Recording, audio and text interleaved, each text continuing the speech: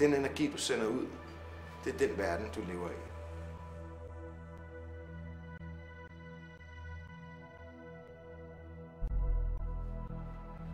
I sidste uge, der blev en af de mest kærlige, en af de mest sociale, en af de mest positive mennesker, jeg har kendt gennem de sidste 15 år, slået ned efter en fest inde i København.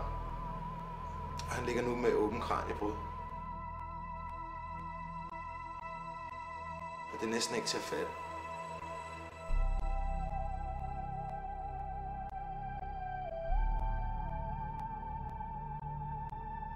Det går bare ikke.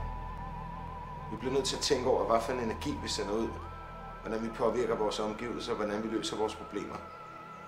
Og jeg tænker bare, om vi ikke kan lære at få vores aggressioner ud igennem musik, igennem kunst, igennem tale, igennem din sport. Bare ikke igennem vold. Det skaber ikke noget. Jeg siger nej til vold. Jeg siger nej til knive i nattelivet.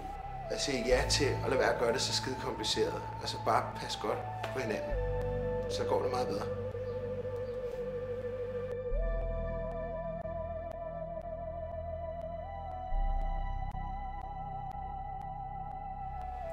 Pas godt på jer selv og hinanden.